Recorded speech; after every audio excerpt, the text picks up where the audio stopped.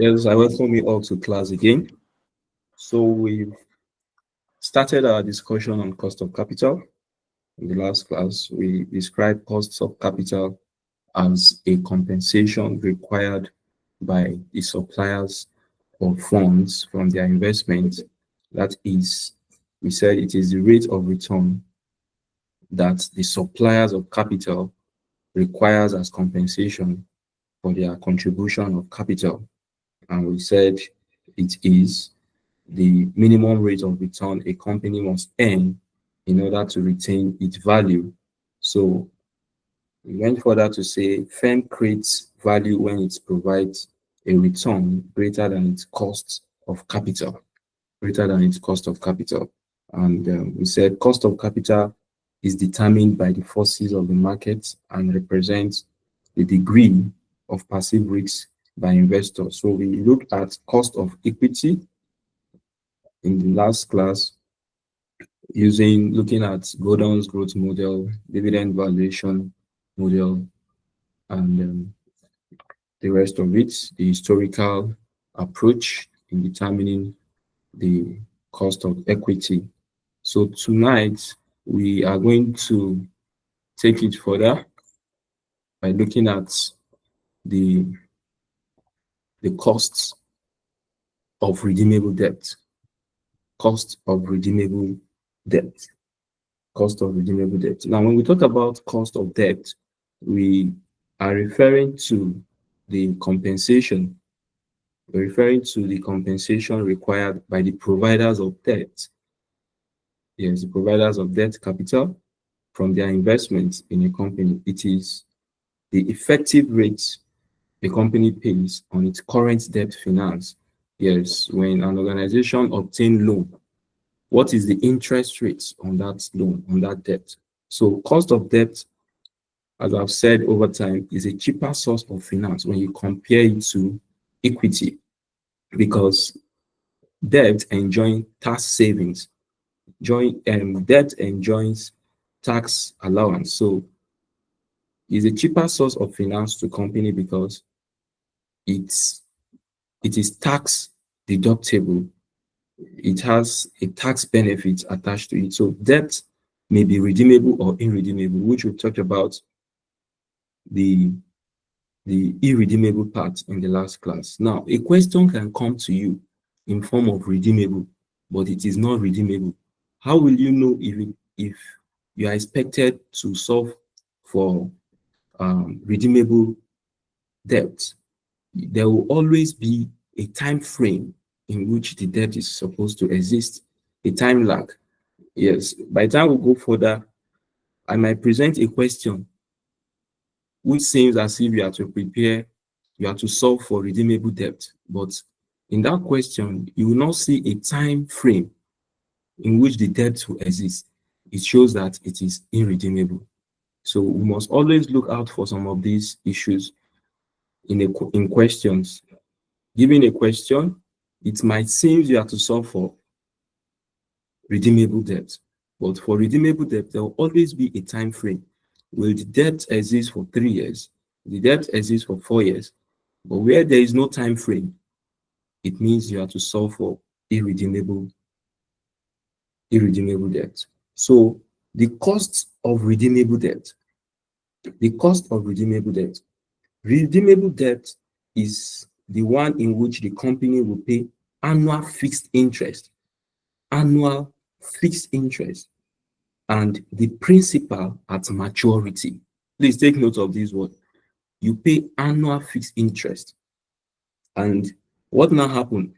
At the point of maturity, you repay the principal and the interest. You repay the principal and the interest. So redeemable debt is debt that the issuer may buy back from the company, or the investor may buy back from the investor before maturity. So the bond may be called at the discretion of the issuer within certain limits. So when the bond is called, the bondholder receives the par value. Now, please, let's take note. The par value of debt is 100 or 1,000. The par value of debt is 100 or 1000. Yes, that is the par value. Just know that. Yes, just know that when the debt is not at premium, is not at discount, the par value is 100. That is constant. Anywhere you go, please. That is constant. So when they tell you that debt will be redeemed at par, it means it is at 100 naira. Or set where the question says it is 1000. Fine. It is at 100. So let's note that even as we solve. Even as we solve. So the point is this: there are various things we must note when trying to solve for redeemable debt. First, one of the first steps is that we must determine the present value of the current value of the debenture or of the debt. Yes, the present value of the current value of the debenture or bond. Let me put it that way. Yes, and in the question, the current value will be given. If it is given cum div, you determine it in SDiv. Yes. So once you determine the current value of the debenture of the debt, the main value, the current price of debt, what you do next is to determine the fixed interest payment per annum. The fixed interest payment per annum. What is the interest on the debt you've obtained? You determine the fixed interest payment per annum, and this can be calculated by multiplying the coupon rate with the nominal value of the debt. That is the interest rate now with the nominal value of the debt. You can decide that you want to get 6%, 6% loan, 6% loan, yes, a loan with 6%, and you want to get a loan to the tune of 100,000. Now, 6% of 100,000, and the loan will lap for, let's say, 3 years. It means every year, 6% of 100,000, you will be paying as what? As interest. As interest. So the point is, if the investor is collecting the interest, so the investor, the interest is an inflow. Yes, the interest is an inflow, and the value of the loan it's giving out is an outflow. Is an outflow when we are trying to solve. So you will need to determine the amount of fixed interest payments per annum, and this can be calculated by multiplying the coupon rate or the interest rate with the nominal value of the debt.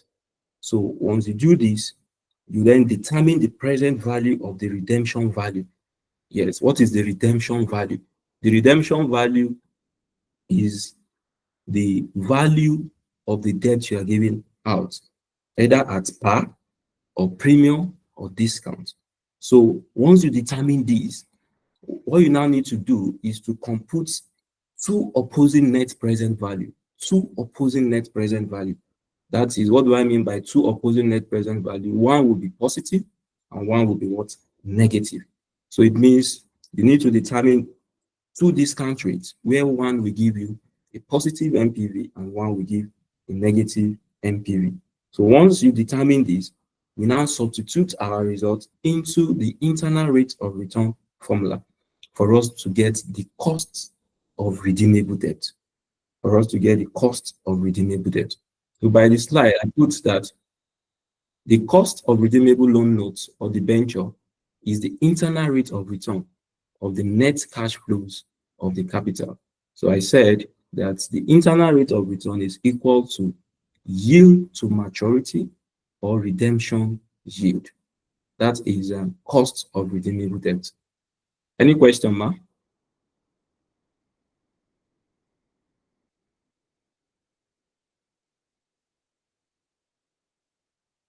Any question? I can see your hand raised up, ma. All right, sir. I said concerning the steps, I stop at step 2, determination of fees interest payments.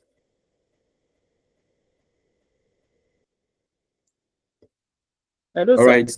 The other step I talked about Okay. is you determine after you determine the amount of fees interest payments per annum, you can also go further to determine the present value of the redemption value.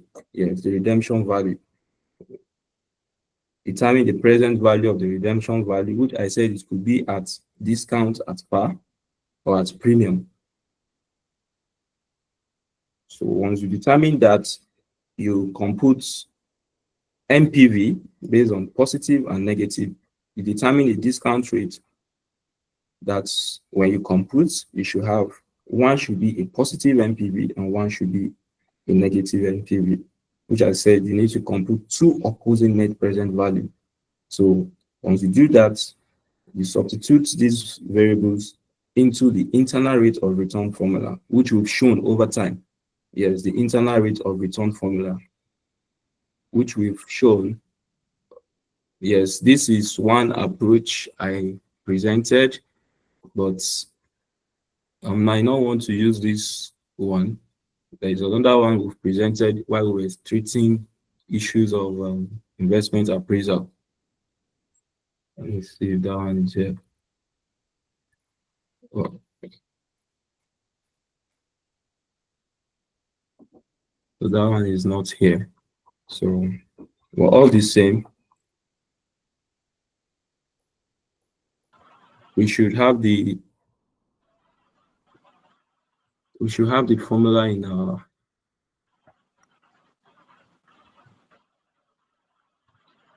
our book. So are they still the same thing? They are the same thing. It's the definition of Okay, just know the yes. definition I of formula. noticed one, and all right, it's okay, sir.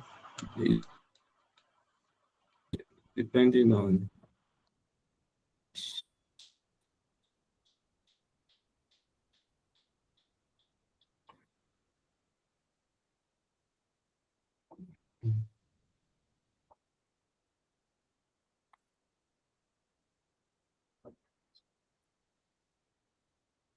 so we'll look at an example regarding that.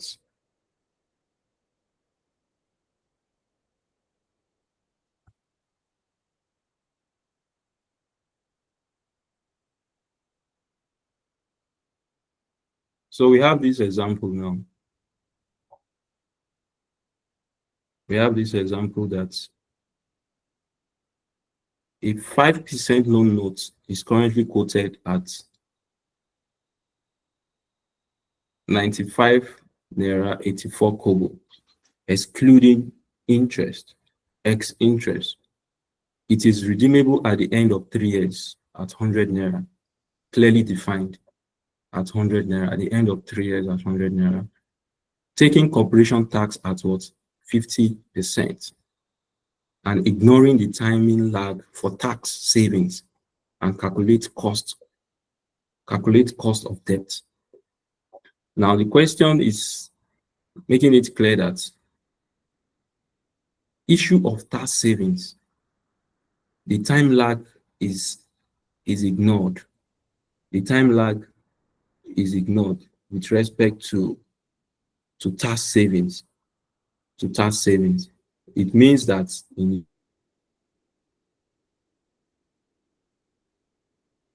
year 2, what is the effect of tax? So nothing like you having tax payment in arrears. Yes.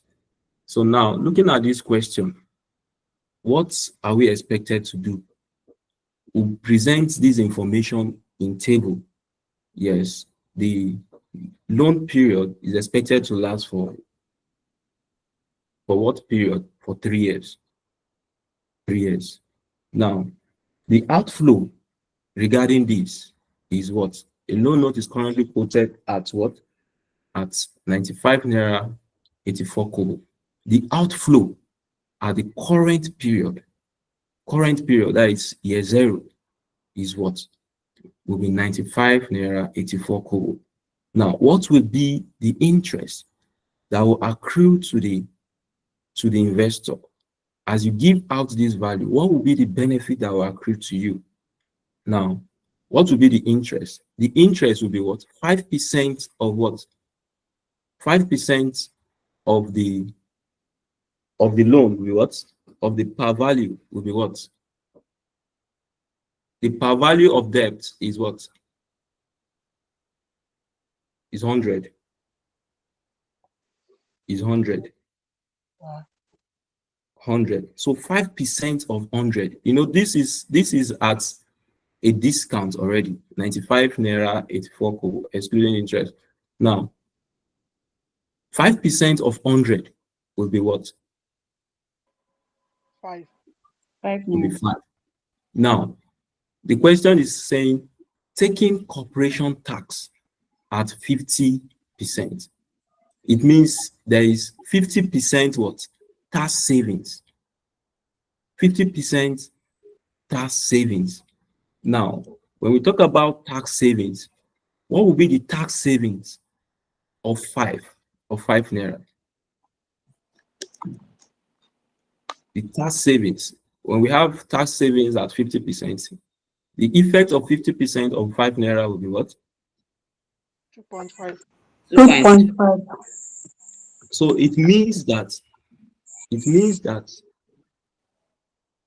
every year, the interest will be what? From year 1, 2, 3, the interest will be what? 2.5. 2.5. The interest will be 2.5. The interest will be 2.5. Let's present it in a table, make it more clearer. Let's present this in a table. So the point is this: for you to determine the cost of debt, you need to determine the NPV. The NPV using what? 2 discount factor, in which one will give you a positive figure and one should give us a negative figure.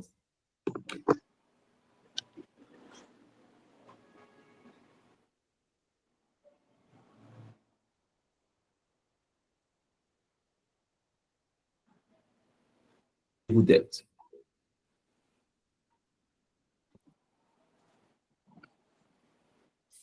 So let's see, determine NPV using 2 discount rates. So we can have a table. I'm not on the main platform. Any question? I'm not seeing anybody, but I can hear a sound as if somebody is raising up his hand. So we can have yes. We can have the cost. Then we can have the cash flow. Let's determine all these first. So we have year 0.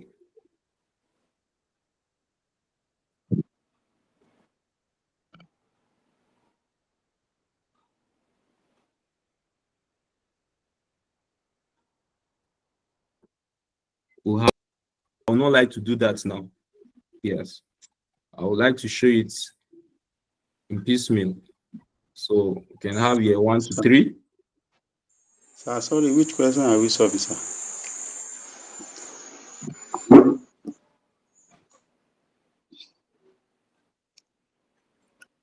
This is it, sir.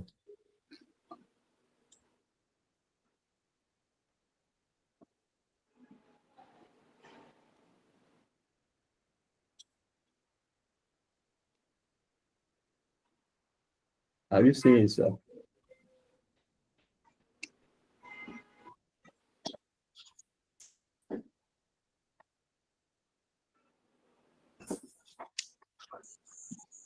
Okay, sir.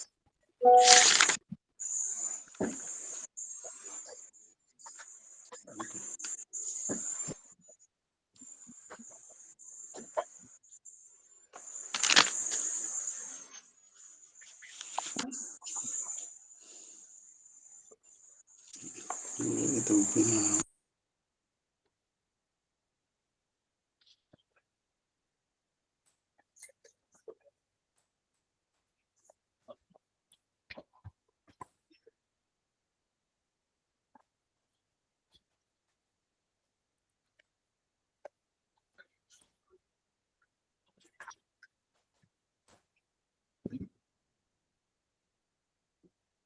So this is a question. Now we can have year 1, 2, 3. Now, the cost in year 1 or in year 0 will be what? What is the outflow in year 0? 95.84. 95.84. Now, this is what you're giving out. Now, what will this value result into every year? What will be your return every year? The return, the interest on this.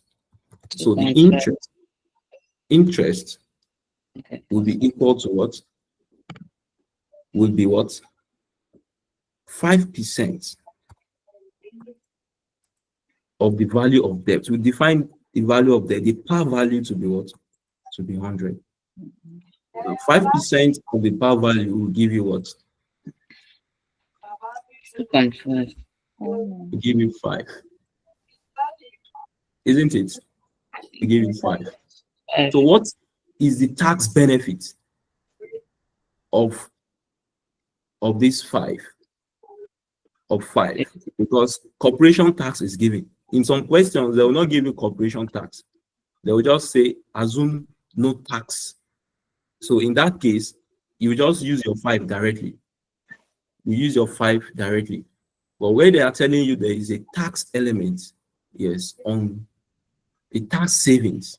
When we talk about tax savings, it means what? 1 minus the tax value given to you. The tax value given to you is 50%, right?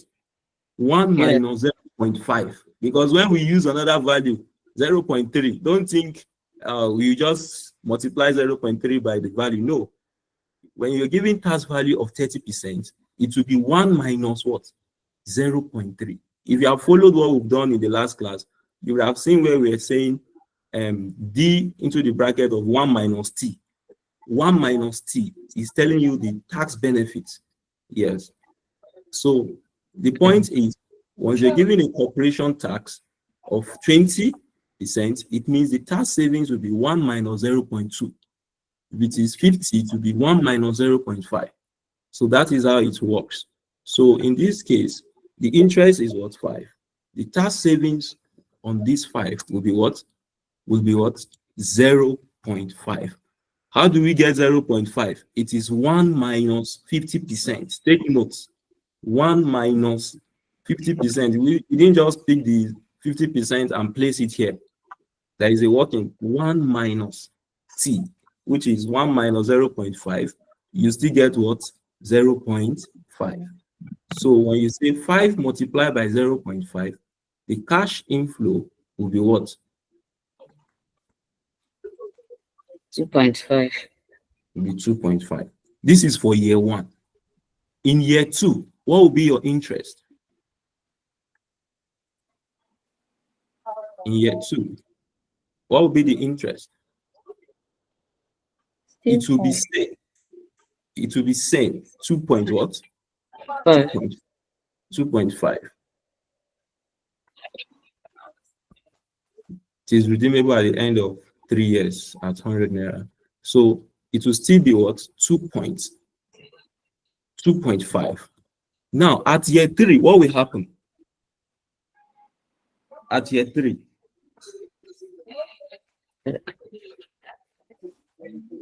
at year 3, what will happen?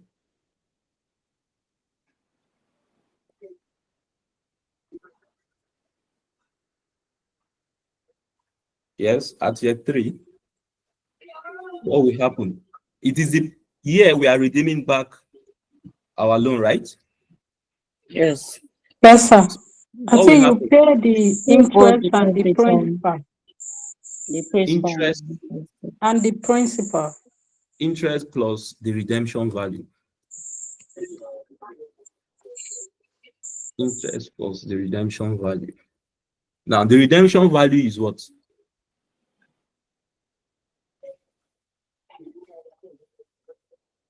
Is given in the question as what? 100. 100. What is the interest in the third year? It's still 2.5. 2.5. So when you add everything together, you have a result of what? 102.5. 102.5. 102.5. Once you break it down this way, it means you are fine. The next thing is for us to determine to use two values that will give us, that one will give us what? A negative NPV, and one will give us what? A positive Positive. NPV. Now, I'm going to use this. I'm going to use 5% discount factor. I'm going to discount at 5%. And also, I'm going to discount at 3%. Let's see that. Let's see the results at 3%. So now, when you, in year zero, your discount factor will always be what?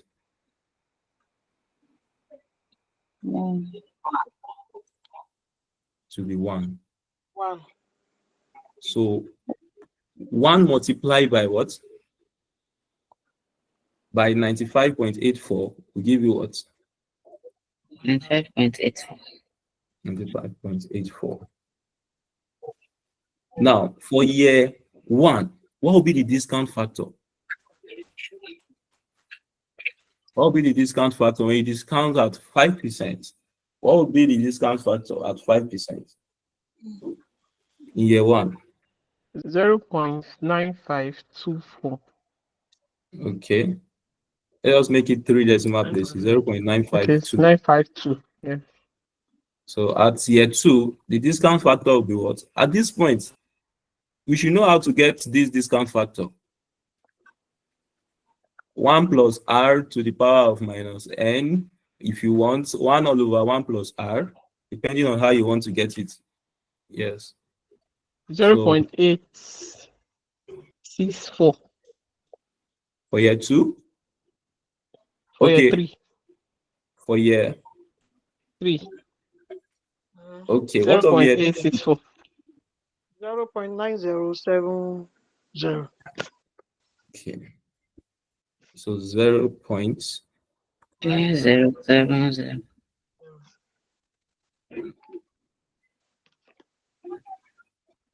For year 3, it will be what? 0 point what? 0.8.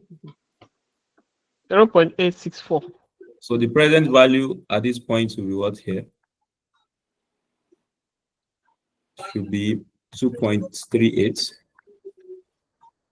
Or what do you have? 2.38. For this point, we'll have what? 2.27.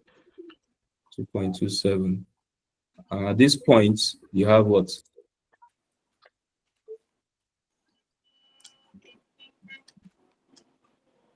It's 8.56. It's 8.56. So when you do the plus and minus, the NPV will be what?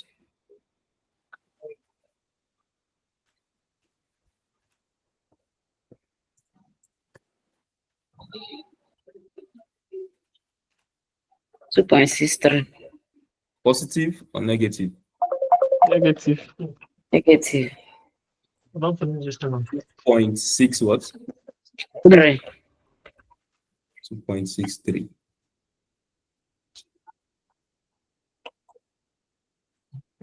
Now for this, when we discount at 3%, now since we have a negative value, it means what? We have to reduce this value, yes, to be able to get a positive value.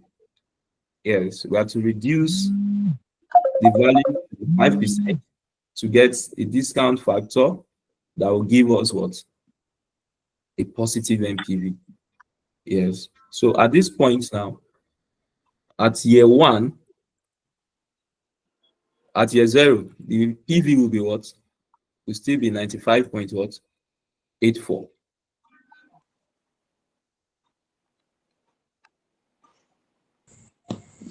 The discount factor.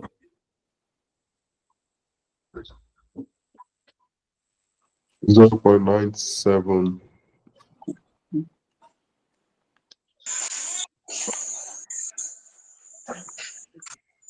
0.97. 0.97.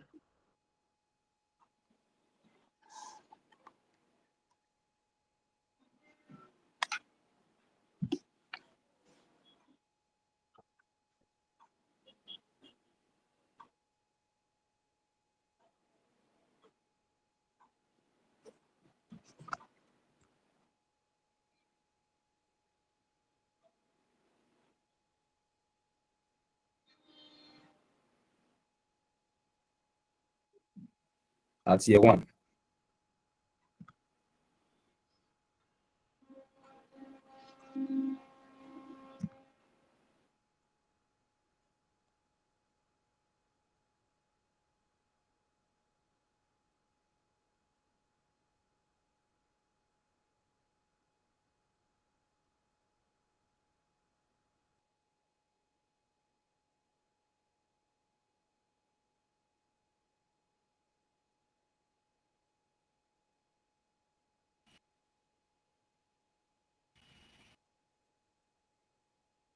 Sorry about that. Think the network. So at year one, the discount factor will be what? When you use 3%. 0.971. 0.971. And for year two, we have it as what? 0.94. 0.943. 943. And for year three, we're going to have it as what? 0.92. 0.915.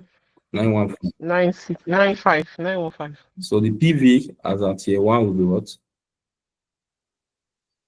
Should be Minus 2.43 is 0.971 multiplied by what? 2.5. 2.5. Yes, please don't get confused. 2.43. Multiplied by this. So 2.43. 0.943 multiplied by 2.5. You have what? 2.43. Yes, we have it there, 2.43. And for year two, to be what? 2.34. 2.36. And for year three, we have it as what? 0.915 multiplied by what? 102.5. 93.79. 93.79. So when you do the plus and minus, the result will be what?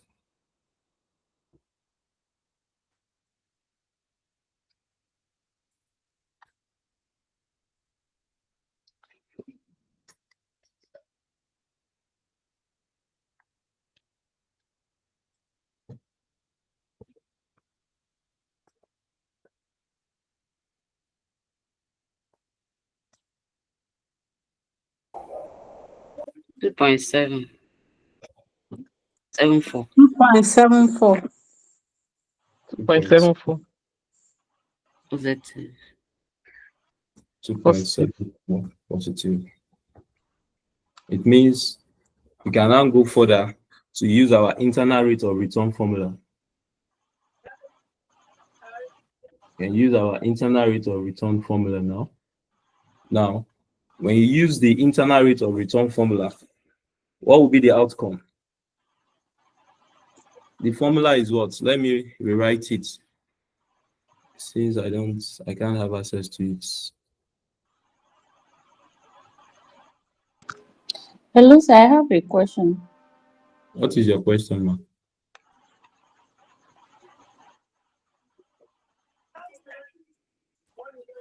I can hear you, ma'am. Okay, while calculating for the NPV, can we use annuity formula like for the interest from year 1 to 3? Then we'll still Yes. use 2.5, then okay. Yes, I clearly stated that you can use annuity formula, but for this first example, I don't want to do that. Yes, I want to show it one after the other, so that everybody will get what we're doing. You can do that. Positive. Once you have equal cash flows, yes, you can use annuity to get it. I just want to go gradually. So we have this will be, I'm just rewriting it in a way, the internal rate of return formula. That is, you can have it as positive NPV plus open brackets negative. I'm just writing what you know. Yes, it's the same thing with what you have in your book. I'm just trying to put it, since I cannot go and copy and paste. So this will be, we'll have it like this. And this will be multiplied by what? We have it as higher discount. Say higher discount factor minus lower discount factor. So this place is supposed to be a negative sign. The denominator. Yes. So we have it as this.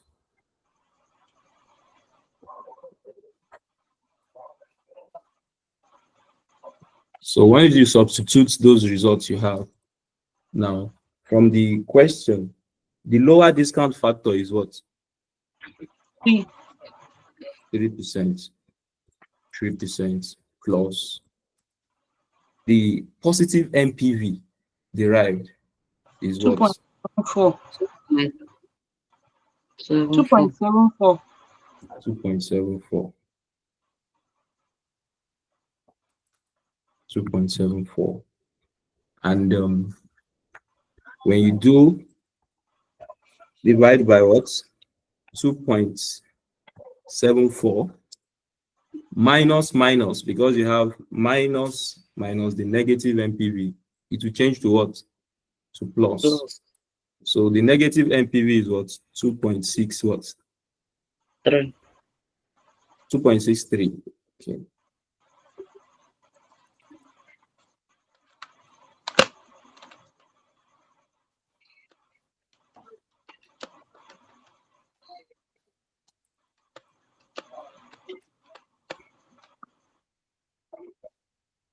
It's 5.37.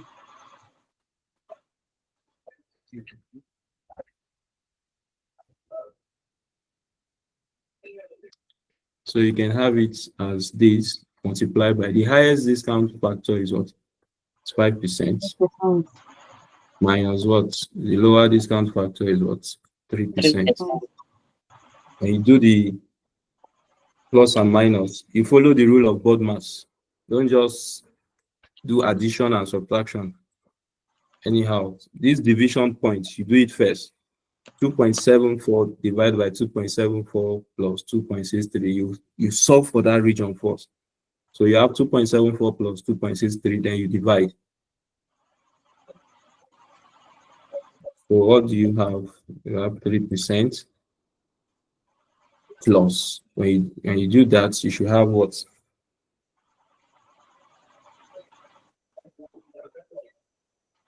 0.51. 0.51 multiplied by what? 5% minus 3%.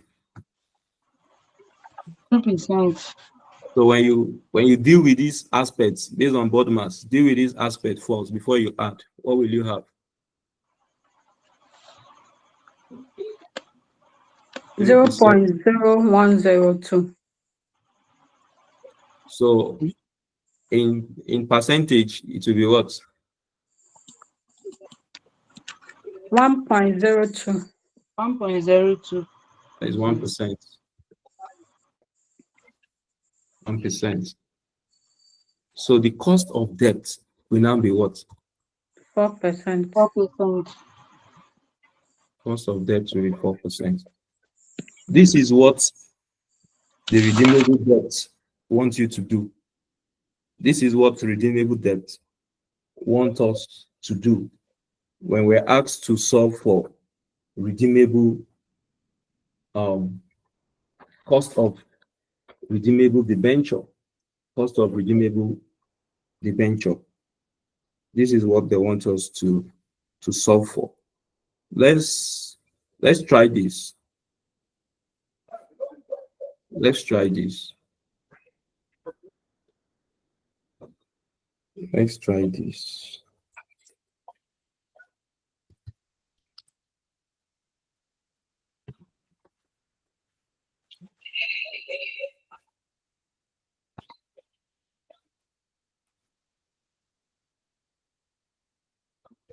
We can have it as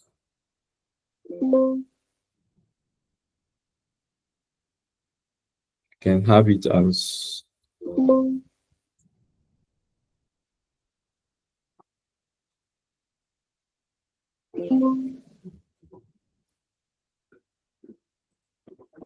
so now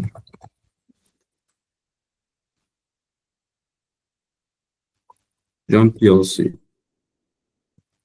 has 10% redeemable debenture.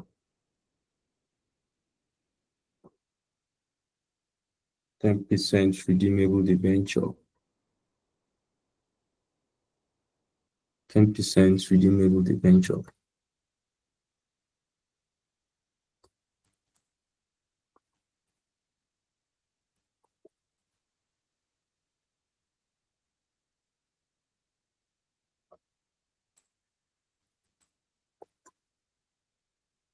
In its capital structure. In its capital structure. The debenture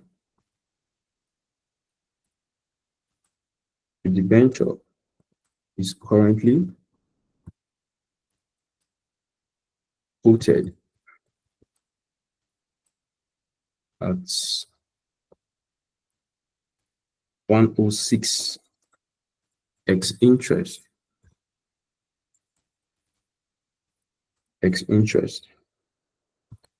And it will be redeemed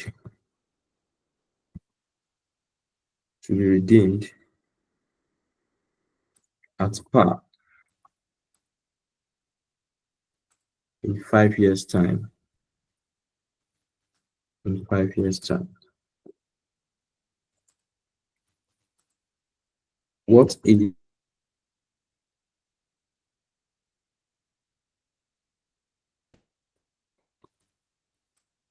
is the cost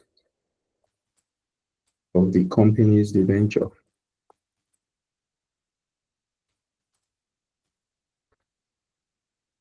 Is the cost of the company's debenture? So this is a question which is expected that we should be able to attempt it.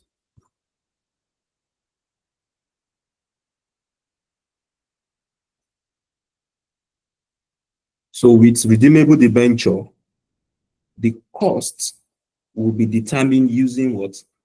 The internal rate of return approach.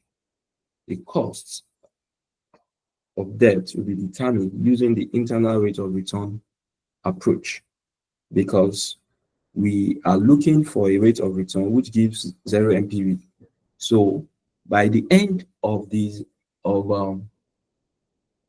yes, when you're trying to solve on your own, you can apply the 4% we derive. The 4% we derive. You know, while we were treating a topic, we tried to determine that. Yes, on your own, the 4% we derive as the cost of debt here. You can now use it as a discount factor and see if you will get a 0 NPV. Yes, you can use this 4% as a discount factor. You replace this 5% with 4% and solve and see if you have NPV of 0, because the concept is that we are looking for a rate of return which will give 0 NPV. That is where current value of the venture equals the present value of future payments. That is where we have interest and ultimate repayment. So for that example we just saw, on your own, you can input 4% here and run the various computation and see if you have 0 as your NPV. Yes. So now we have a question here. John PLC has 10% redeemable debenture in its capital structure. The debenture is currently quoted at 106 excluding interest, and it will be redeemed at par in 5 years' time. What is the cost of the company's debenture? So it means the current value at year zero will be what? The current value at year zero will be what? 106. 106. 106. 106. 106. Now, what will now be the interest? The interest will be what? 10 naira. Very good. How do you get 10 naira? 10% of 100. 10% of 100. Fine, Which is the 10% of value. 100. So it means for every year, you have 10 naira as your cash inflow. Now, at the last year, in the last year now, that is the 5th year, what will happen? Okay, we had 100. We'll add it to the 100 plus 10, 110. Yes. So Add the in some, interest plus redeemable value. yes, in some persons might decide to solve in a different way. Let's solve it together in a different way. Yes. Some persons might. In this question, are we not reducing for tax?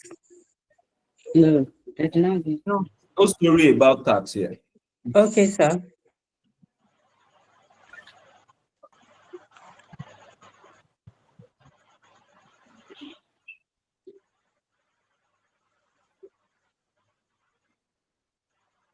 So Sorry, I have a question. to Good solve evening, for sir. this. Good evening. Okay, sir. So sorry I joined late. So I'm a bit confused in regards to where the 100 naira they talked about, because what I'm seeing here is 106. Please, So I want to know how to derive the 100 please, they somebody talked should about. respond to that. The 100 Par naira is value at par. given. The The par 100, value. the par value will be 100. Or 1,000. 1,000. Is The it par constant? value, the par value of debt is 100. It's a constant value, The Okay, constant it's value. constant. Okay, that's fine. except where the question is telling you something else. Yes, but where the question is silent, it's 100. Yes, it's Okay, 100. Yes. okay, thank you. So looking at this question, we can have its solution.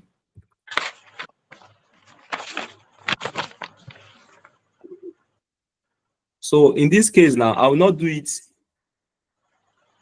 based on year 1, year 2, year 3. Okay. We'll do it based on annuity. Okay. Yes. And the point is this: the interest at the 5th year, I will not add it to the redemption value. I will calculate it separately too. I'll calculate it together. Yes, that is the interest from year 1 to year 5. Do you understand? Instead of coming to add it up, you get same results. So let's show the workings. So as you practice, you can maneuver it and see how the result will come. You always get same result. So for year 0, this will be what? This will be 106. Now, that is the current value. Now, for the interest, it will be what? I'm not solving year by year now. I'm just saying interest from year 1 to 5. The value will be what? 10. 100, because we don't have elements of tax. So we are not doing tax savings issues here. So the cash flow is 10, right? Interest Yes, is 10. Interest is 10. Now, The redemption value at year 5 will be what? The redemption value at year 5. Take notes, we are not including interest. So the redemption value at this point will be what? 100. If we are solving redemption and interest together, it will be what? 100 plus what? 10. 100 plus what? 10. 100 plus 10. Then this one will just be what? Interest 1, 2, 4. But we are not doing it in that line now. So now the point is this. At this point, I'm changing my discount factor. I want to use 2 discount factor. I want to use 10%. And I want to use, you can decide to use anything. Yes. Once you solve, it's a try and error approach. Yes. So, and I want to use 8%. Which of the, to get 2 MPV, one giving me positive and one giving me negative. So looking at these now, at year 1, year 0, the discount factor at 10% will be 1. So 1 multiplied by 106, you have what? 106. You have 106. So you now solve annuity of interest from year 1 to 5 with this discount factor of 10%. What will be the value here?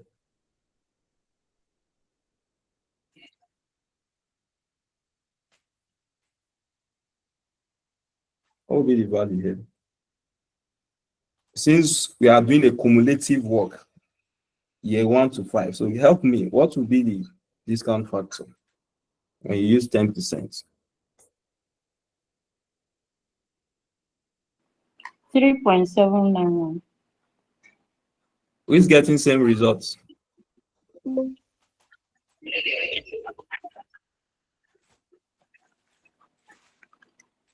Anybody else?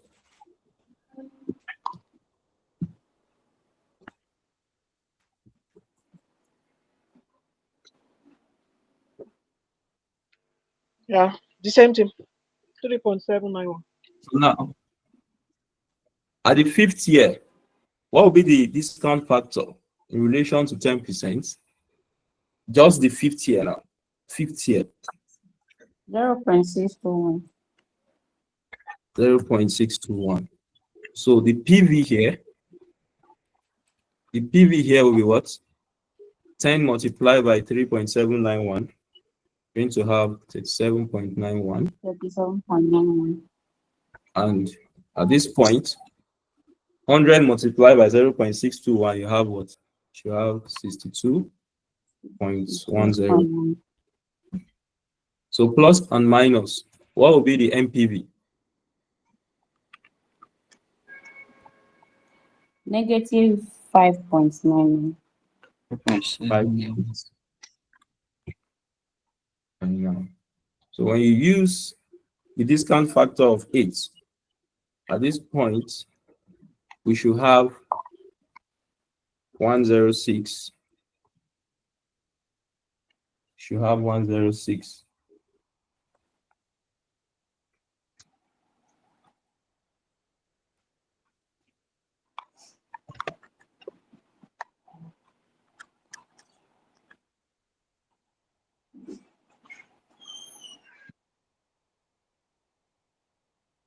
So we should have 106.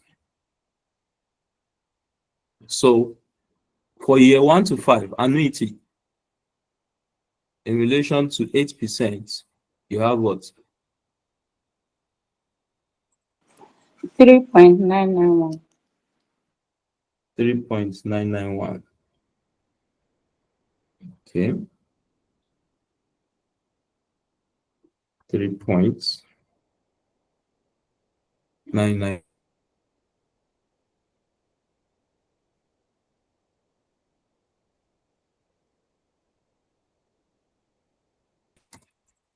That is multiply 3.991 by 10.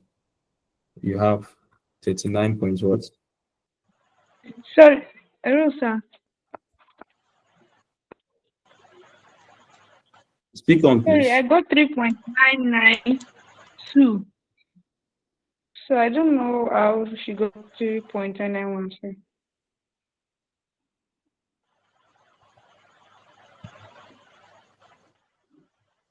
I got 3.992.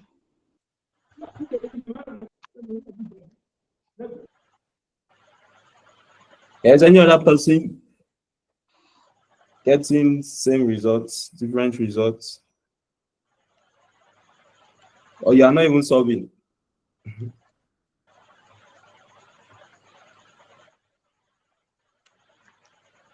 Who is getting 3.992 again?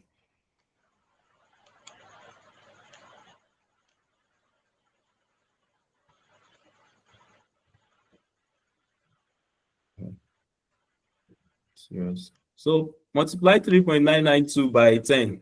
Since you are the only one in class, let's move on.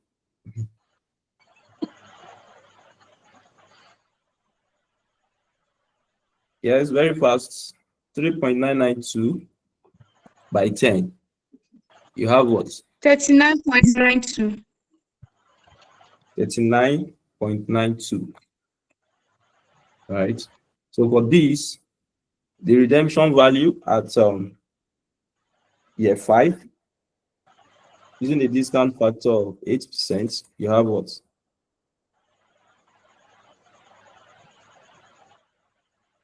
0.681. When you multiply by 100, you're going to have what? You have 68.10. 1. So plus and minus, we should have 68.10. plus and minus, we should have what? PV of what?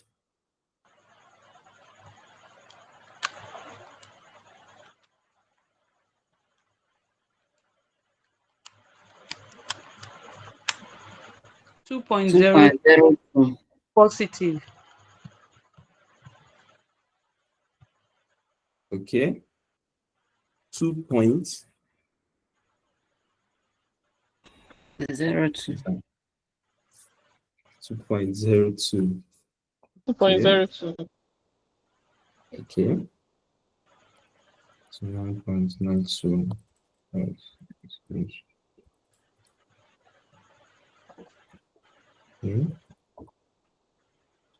So 2.02. So can we substitute these into our internal rate of return formula to determine the cost of debt?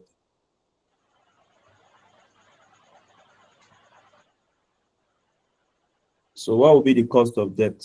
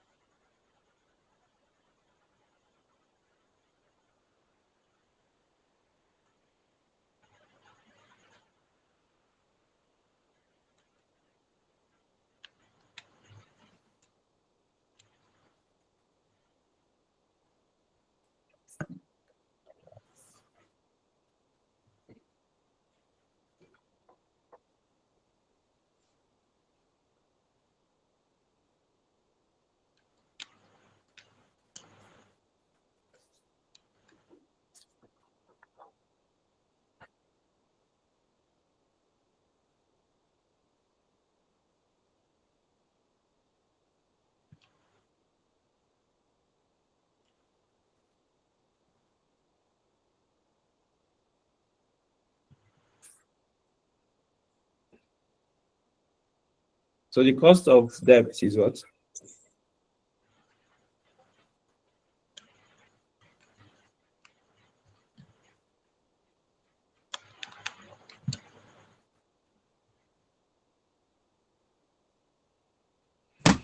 Hmm. 9.51. Okay. 9.51. Any confirmation?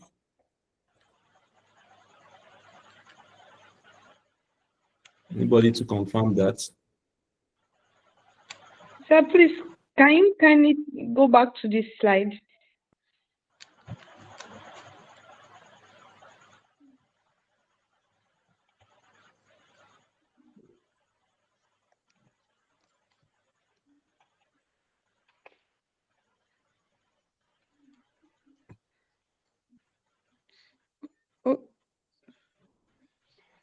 Is this the slide? Sir, Okay, I this want is to. it. Oh, was this what we were? Okay, sir. I want to ask how we got this 68.10 because when I multiply 0.681 by 10, I got 6.81. So I don't know how we got 68.10. 100 multiplied by 0.681. The redemption value of 100 multiplied by 0.681. Okay, let me do it.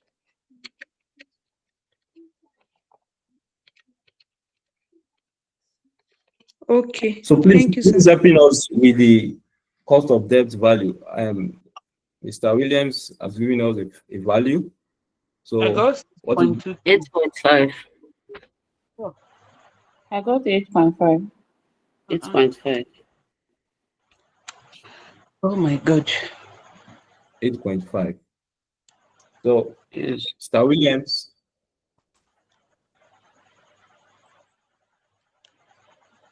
Okay, I heard them. I will check my workings.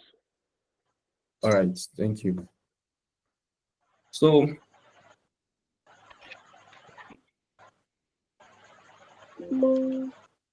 the assignments I put forth is what to solve. Okay, no, yes, it's what to solve now. So I still have other assignments that I know some people have attempted them. Yes, you can still go on to make attempts.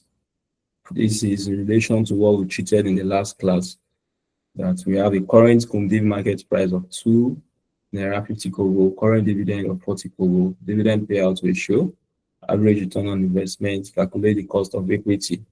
So try and solve. We have another one that Stockwell PLC has an issue. 6% debentures quoted at 85x interest. The debentures are redeemable in 5 years' time at a premium of 10%. What is the return to investors? What is the cost to the company if the rate of corporation tax is 30%? So should be able to solve for all this. Then the next point the syllabus wants us to look at is cost of convertible debt. Cost of convertible debt. Now, when we talk about convertible debt, we're also talking about convertible security. Convertible securities. Now, a convertible security is an investment that can be changed into another form. So it is a security that, at the option of the holder, may be exchanged for another asset. So we can have a fixed number of shares of ordinary shares. We can have convertible issues in some instances, which are generally fixed income securities, such as bonds, debentures, and preference shares. So the most common convertible securities are convertible bonds, debentures, convertible preference shares, and which can be changed into equity. Yes, they can be converted into equity ordinary shares. So a convertible security pays a periodic amount as a coupon payment. Yes, that is in the case of convertible bond, or a fixed amount as preference dividend. That is in the case of convertible preference shares. And they specify the price at which it can be converted into ordinary shares. So the cost of convertible debt is calculated in similar manner to the calculation of the cost of redeemable debt. All what we've done before now under redeemable debt is what is expected, except that in the final year, one must include the redemption value of debt. So you have to look at the question: do you have a conversion value of debt? Do you have a redemption value of debt? Whichever is higher will be the value that will act as what?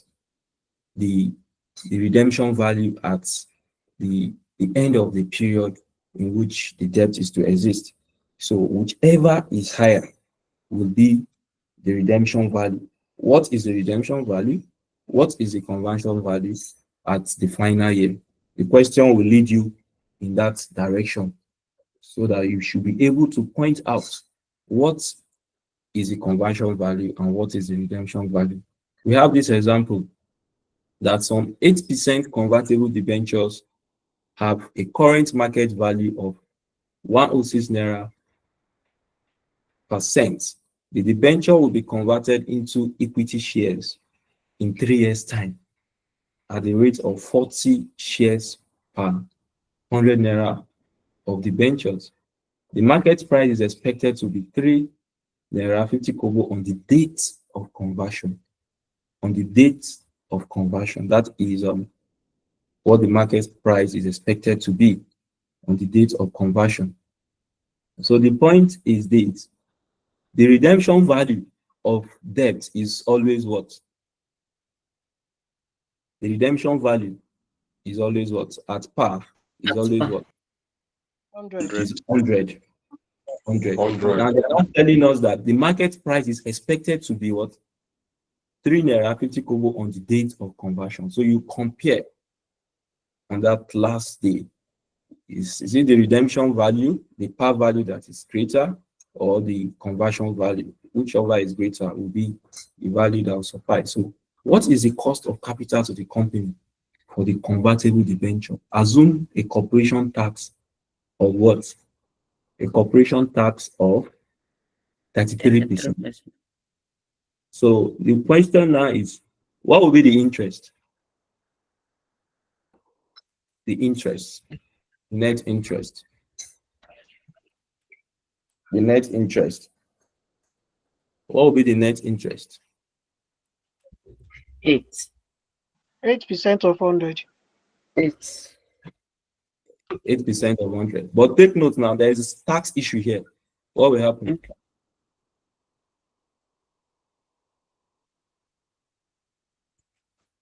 8% of 100, fine. What is the tax You benefit? get it at 3% minus of 2.8. 5.36. Yes, 5.36 is the net interest. Okay. 1 minus 5.36 is the net interest. The net interest. I'm lost, please.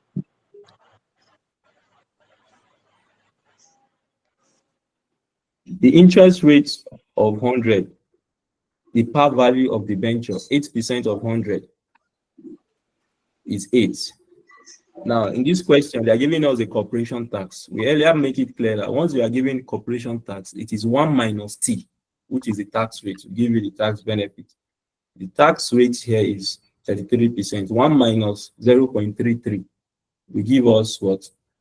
Should give us 0.77.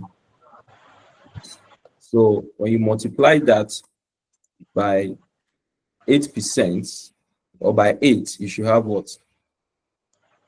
5.36. 5.36. So that is the net interest. That is the Right. net interest. Now, the point is, let us look at the question. The market price is expected to be 3.5 naira on the date of conversion. The question is, the debenture will be converted into equity shares in 3 years' time at the rate of 40 shares per 100 naira.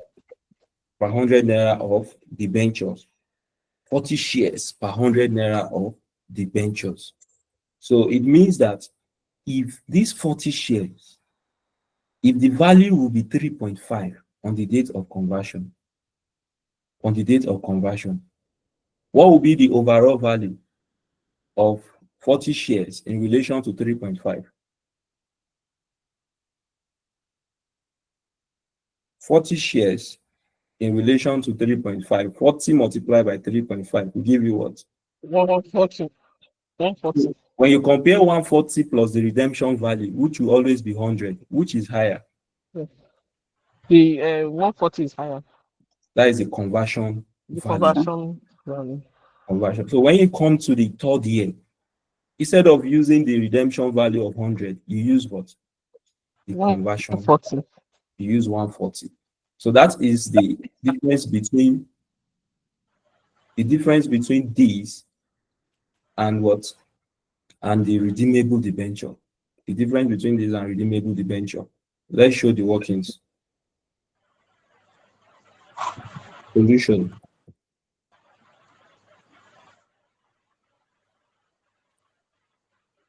Solution. So let's just start with those things we've mentioned. We have net interest. The net interest will be what? 8% of what? Of 100 to the bracket of what? 1 minus 0.33. And the result will be what? 5.36. The conversion value.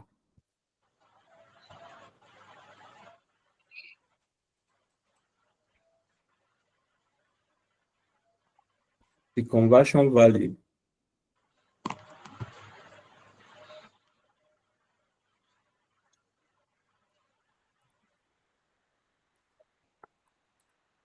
value will be what? Will be 40 multiplied by what? 3.5. We have it as what? 140. And what? The redemption value.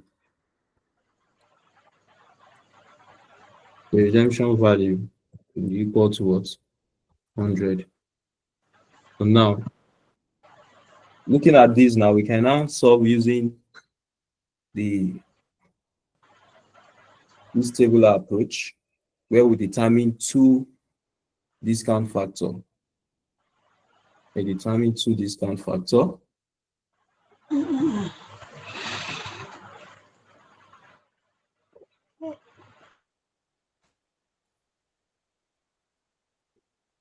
So we'll also be solving using annuity. So for this, let's use 20% and let's use 15% here.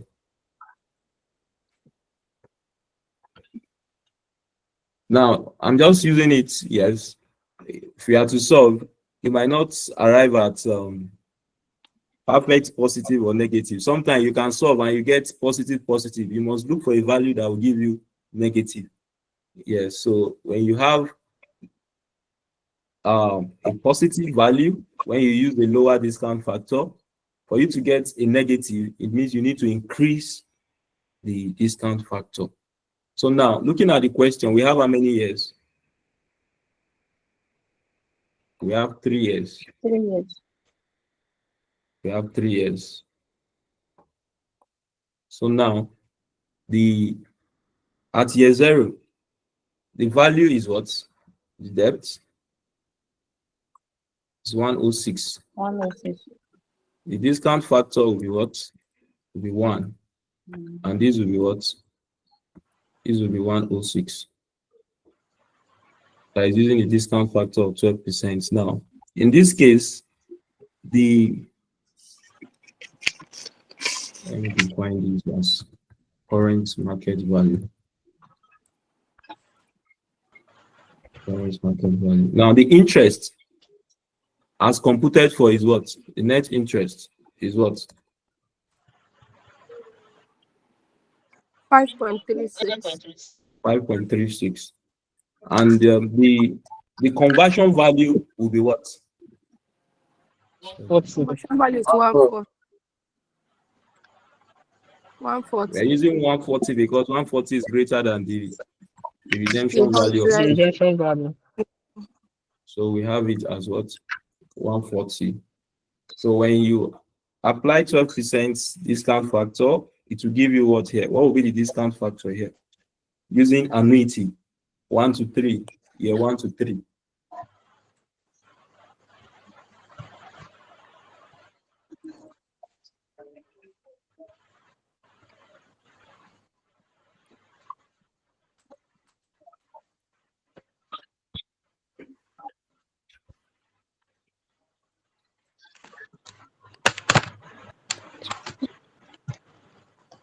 have 3.202. The result will be what?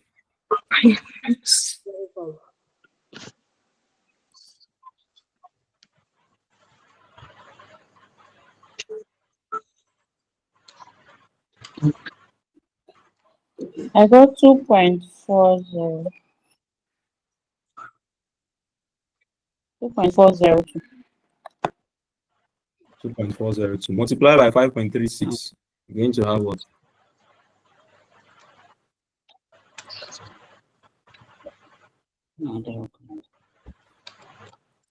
And for this, the conversion value, this Okay. 12% for year 3.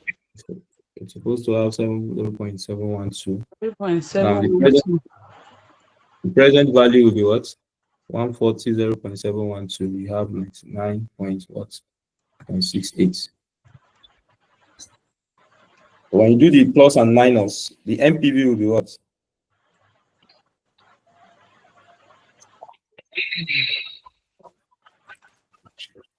This will be, yes, I mean, 655 here. 6.55. Yes. So at discount factor of 15%, yes, 0 will be 1. These we have what? We have 106. 106. Now, annuity using 15% as discount factor for year 1 to 3, you have what?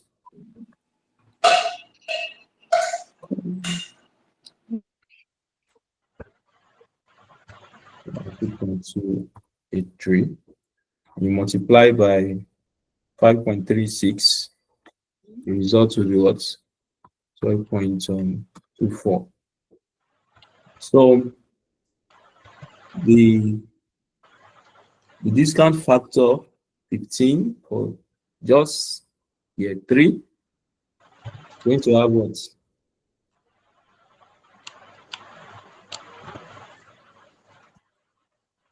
0.658. Once you multiply by 140, multiply 140 by 0.658, you have 92.12. 92.12. I'll do the plus and minus. There is 92 plus 12.24 minus 106. You have a negative value of 1.64. 1.64. So you can now use these values now. Substitute into the internal rate of return formula. And what would be your cost of convertible debt? We substitute these values now into the internal rate of return formula to determine your cost of convertible debt. So can we quickly do that? What will be the cost of convertible debt?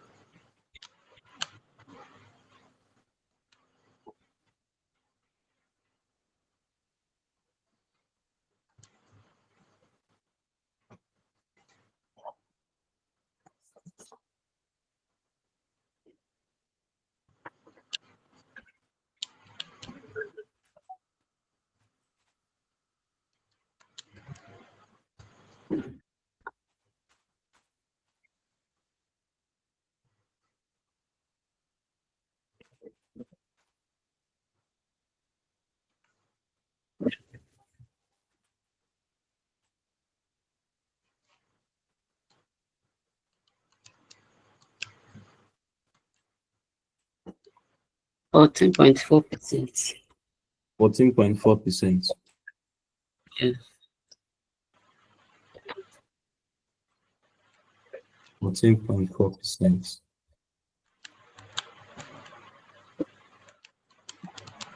The cost of debt, cost of convertible debt will be percent. 14.4%. Who's getting 14.4% again? I got the same thing. I got the same thing. All right, fine. Let's move forward.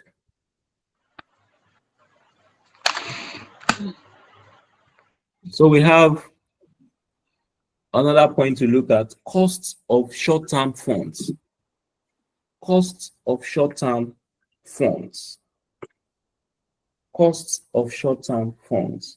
What are short-term funds? Can somebody give me an example of short-term funds? Overdraft. Very good. Bank loans. Yes. Cost of short-term funds. This is there's no any ambiguity with this. The cost of bank debt.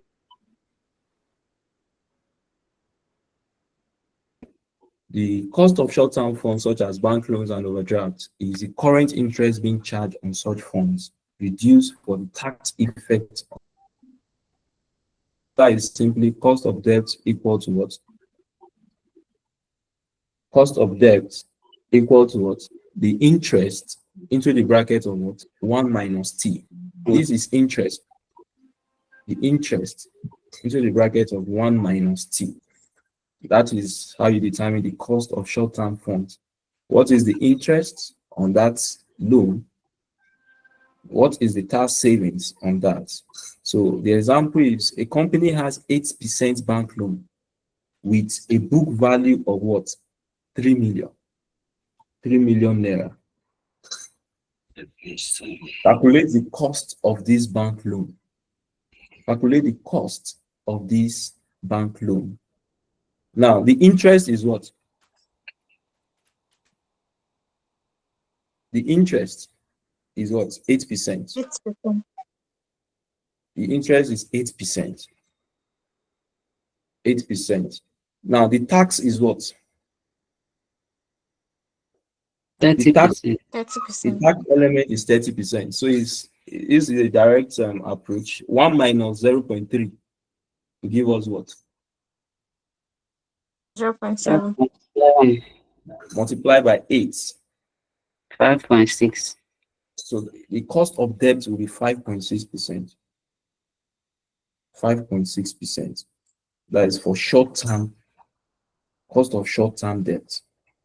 5.6%. This is it.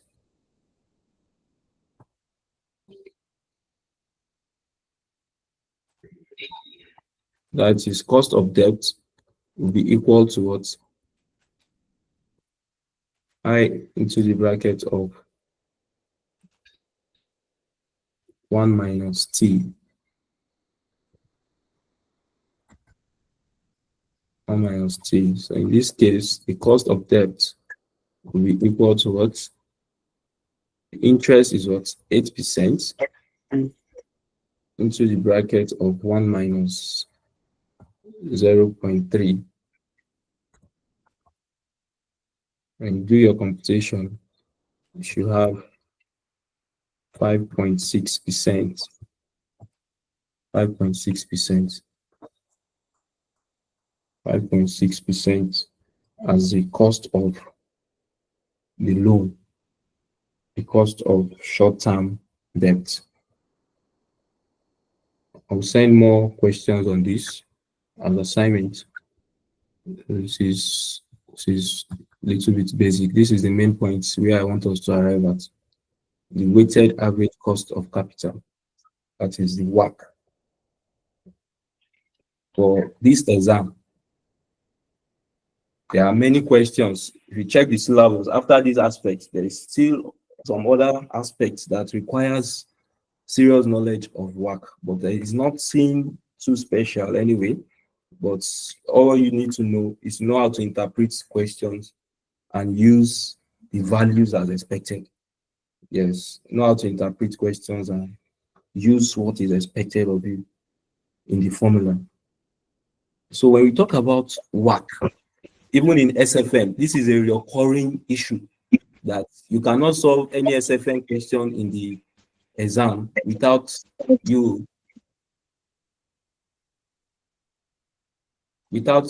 the examiner testing your knowledge of WACC. And in these FM exams, likewise, I know same scenarios we always repeat itself, that you won't go out of the hall without the examiner testing you on issues of WACC, cost of debt. Yes, the question can come in different ways, in special ways. Yes, but it's nothing to put you off your feet. Yes, just follow it as it comes. Bring out the variables as expected, and you'll be able to apply those variables into various formulas that will be expected of you in the exams. So when you talk about weighted average cost of capital, is a calculation of a firm's cost of capital in which each category of capital is proportionately weighted. If you have debt, what is the ratio of debt to the overall capital of the organization? What is the ratio of equity to the overall capital of the organization? If you are looking at this formula now, you see that playing out already, where you have VE, that is market value of equity, divide by, there is a division sign, please, under the VE. VE divide by the total capital of the organization. That is where you have equity and you have debt. So the weighted average costs of capital is a calculation of an organization cost of capital in which each category of capital is proportionately weighted. That is, when you talk about weight, talking about ratio. So it is the average cost of the company's finance, such as equity, preference shares, debentures, and other long-term debt instruments, valued according to the proportion of each various sources in the total pool of capital. So when a question is served to you, you look, what is the capital structure of the organization? Do they have debt? Do they have equity? Do they have preference share as part of their capital? When you pull all these together, what is the weight of each to each other, the ratio of each to each other? So in terms of percentage, that is what WACC wants us to know. So a firm's WACC is the overall required return for a firm, because companies director will often use WACC internally in order to make decisions. Now, what is the essence of WACC? Is to make decisions like determining the economic feasibility of mergers, yes, mergers and acquisition, and other expansionary opportunities that might come the way of an organization. So you use WACC to make informed decisions in relation to purchasing or getting capital. Yes, if I'm to introduce or diversify from mining to let's say textile, what will be the additional capital? What will be the business risk? What will be the financial risk I'm bringing into my pool of portfolios? So in solving weighted average cost of capital, we have this formula. If you go to different textbooks, as I always say, you always see them writing it in different way. Hold 4:1. Hold 4:1. Though I think in the question paper, they always put it behind, but I don't work with that. Just as you solve questions, the formula should be part of you. So I'm repeating again, as you go to different textbooks, you see them writing it in different ways. Don't get confused. Know the interpretation of each variables. And once you apply any, you get same results. So the weighted average cost of capital is the average cost of the different elements within the capital structure of a company, using the market value, the different elements as the basis of the weighting. So although book values are often easier to obtain, they are of doubtful economic significance. That is, it is more meaningful to use market values.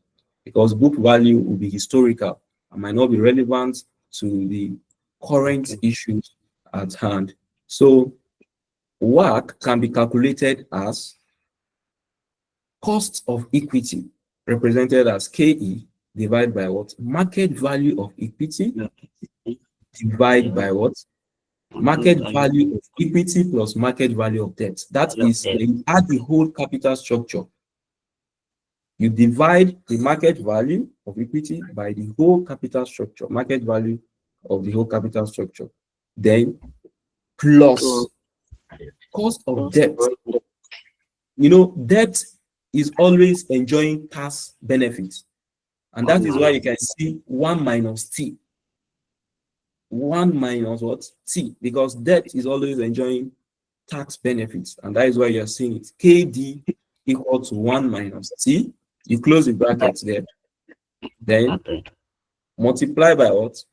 Market value of debt divide by what? Market value of equity plus market value of debt. So this is clearly defined where KE is cost of equity, KD is what? Cost of debt, and VE is what? Market value of equity in firm, and VD is what? Market value of debt in the firm.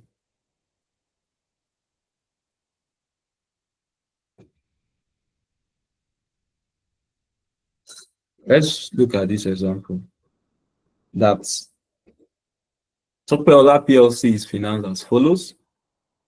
Equity, 5 million shares quoted at 2 naira 50 kobo cum div. So you see, the previous knowledge you have on all those small calculations will be required to solve complex questions.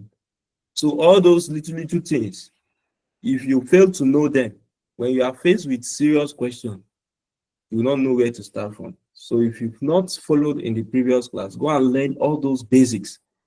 They will always show themselves in complex questions. So that 2 naira 50 kobo cum div, on which a constant dividend of 0.32 kobo per share is about to be paid. Debt is 4 million naira, 8% debentures quoted at 92 as interest. Corporation tax is what? 30%. Calculate the returns to investor on equity and on debt. Calculate the WACC to the company. So I'm bringing this simple one so that we can be able to pick. I'm not bringing storytelling questions. Yes. So that you will be able to pick the variables you need to solve what the examiner wants you to do. So when you see big question with paragraphs, don't get confused. Just gently read and pick what you need, solve, and give it to the examiner. So don't begin to get scared with paragraphs of questions and that you'll be seeing. So looking at this question, that we have to calculate the returns to investors on equity and on debt. So what will be our cost of equity? That is the first thing. What will be our cost of equity? Our KE will be what? Our KE will be what? The cost of equity will be what? How do you determine that? Somebody should help me.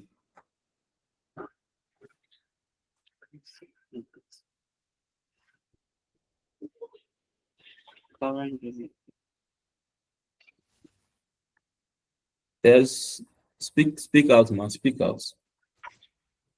2.8, 2.18. You have to apply the formula, sir. You have to tell us how you get that. Cost of equity. How do you determine cost of equity? We'll do minus dividends. Dividend over X Value market of equity. Market as the market price, dividend over as the market price. Okay, SD market price. I'm just writing it this way. If you go back to the slide, you see SD market price. You see the way we do put it. SD market price. Let me quickly run back here. This is it. This is it. Cost of equity. Cost of equity. You apply this approach to determine that value. Cost of equity. So the results, when you apply this, the dividend is what from the question? You have to minus dividend from Kundiv in order to get 0.32. 2.18. I cannot look at 2.18.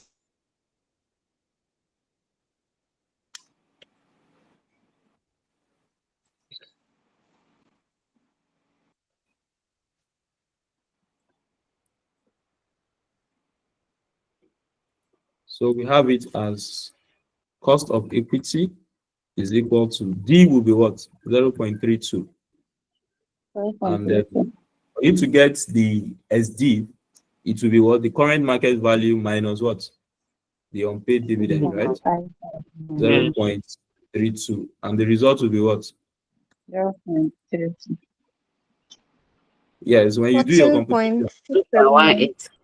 0.32 over 2.18. Yes, you have what now? 14.679%. Okay. 679, 678%. This is your cost of equity. This is your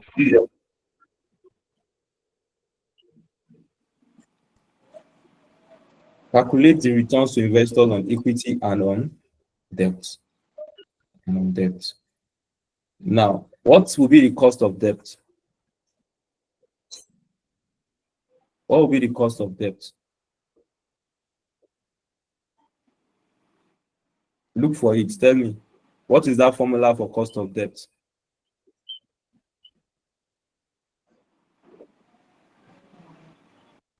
You didn't revise your book. Cost of debt will be equal to what? Interest. Interest into the bracket. You know, debt is always having tax benefits. Divide by what? Market value. Market value of debt. Excluding what? Interest. Excluding interest. So based on this now, what will be the cost of debt?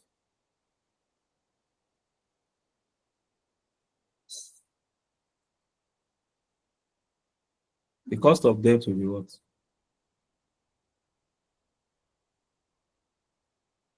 Going back to the question, the interest is what? The interest on debt is what? 92. 8%. 8% of 8%. Just 8% now. 8% debentures quoted at. So 8%. 8% is the interest. Yes. You know, we are not talking about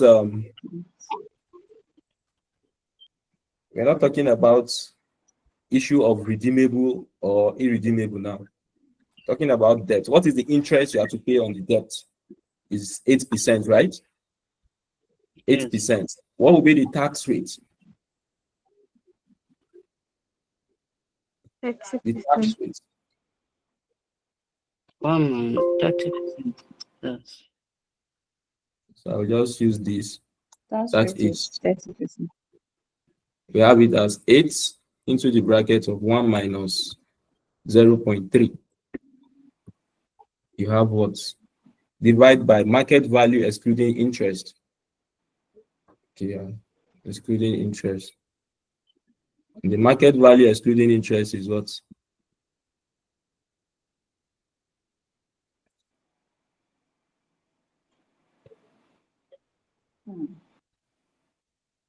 Market value excluding interest.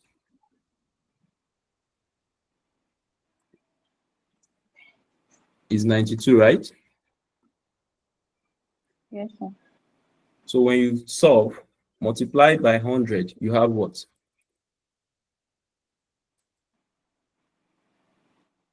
The cost of debt will be what?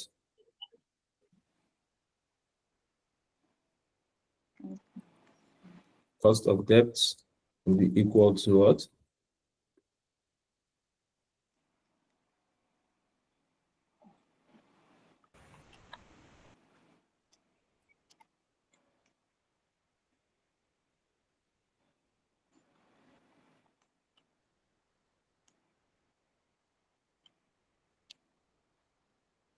6.1.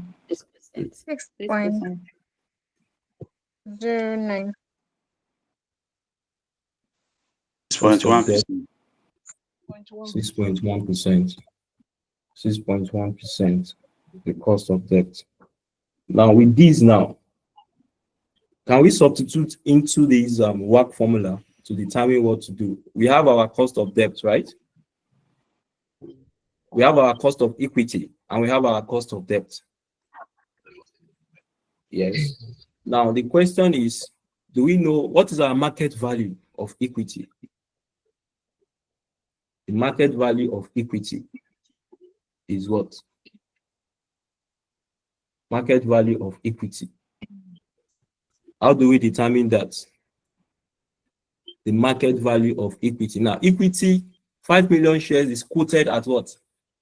At 2 naira 50 kobo. Cum div, on which a constant dividend of what? Of 0.2 kobo per share is about to be paid.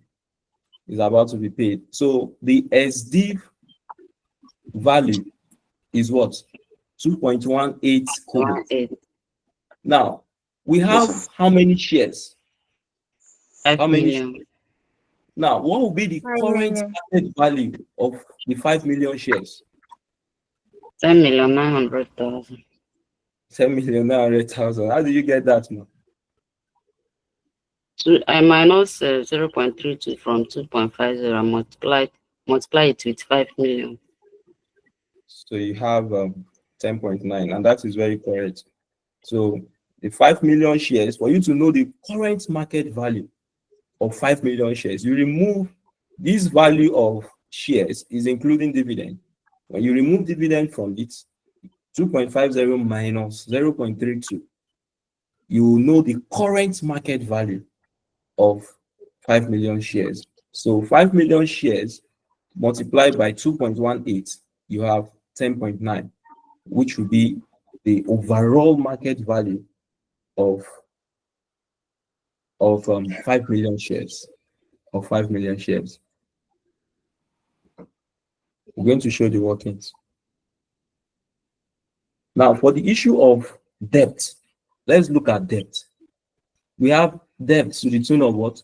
4 million. 4 million. 8% debenture quoted at what? 92x interest. Now, if you want to know the market value of debt, what will happen? The market value of debt, what will happen? You know, you know the value of you are giving the debt value of 4 million, right? So if debt is quoted at par is 100, what fraction? How many 100 can you find in 4 million? If debt is at 100 naira per value, so how many 100 can you find in 4 million? 40,000. 40,000. 50,000, sir. What is the current price of that 40,000 debt? That 40,000 debenture. You said? 3,680,000. 3,680,000. Okay. How did you get that?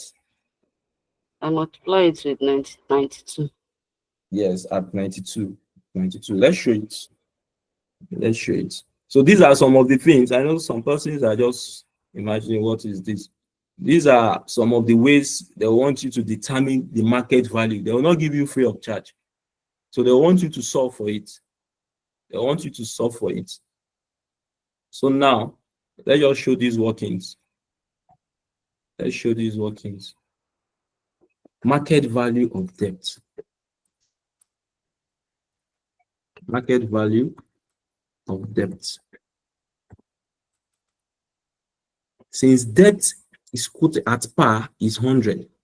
Now, we have 4 million debt value.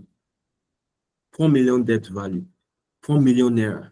Now, if you want to know the number of per value in the 4 million, what will you do? It will be 4 million divided by what? Divide by 100. If you go to some of your books, what they will do is they will just say 92 divided by 100. I don't want to present it that way. Yes, because it's we might not understand the concept if I just go to 92 divided by 100, and so I'm trying to tell us why this is happening. Yes, so 4 million naira divided by the par value for you to know the value or the number of debentures. Yes, so multiply by the current market price, which is 92. Once you do this, the result will be what? 3.68. 3.7 overall, approximately. So take notes. When you go to some of your book, you get confused. They will just say 92 divided by 1. You'll be asking, why did they do 92? Once you solve it like that, you are still correct. But I'm trying to tell you why it is. They will always put it in that form. Yes, because you have to get the value of debt multiplied by the current market price. So 4 million divided by 100 multiplied by 92. You get the market value of the debt. Market value of the debt. For market value of equity, for market value of equity, it will be what? The current one we have, the existing market value is, we have unpaid dividend as part of it. We need to less that value of unpaid dividend, which is 0.32 kobo. You have what? You have 2.18 kobo. Now, how many shares do you have? As stated in the question. 5 million. 5 million. You have 5 million shares. 5 million shares. Now, the question is, what is the existing market value per share? You have what? You have 2.18 kobo, right? Now, the overall market value of equity will be what?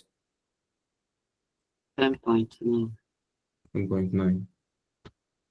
With this, you can now substitute into your WACC formula. You can substitute into your WACC formula. And the WACC formula is what? This is the WACC formula. You can substitute into this formula to get the value of WACC. And when you substitute, you have it as what? You have it in this form. The cost of equity computed is what? From the question, the cost of equity we computed is what? 6%. 14.68. 14.68. Okay. I approximated to 14.7. Now, the market value is what? Of equity. 10.9. And when you divide 10.9 plus the market value of debt is what? 3.7. Now, take note. The cost of debt will be what? The cost of debt will be what? 6%. 6.1. You know, the cost calculation with the tax issue, right? Yes, we deduct the tax, we arrive at the tax savings value likewise by solving in this way. KD minus what? Minus 1 over T, right? Minus 1 over T. So the cost of debt will be what? The cost of debt is 6.1% because we've solved for it. 6.1%. 6.1.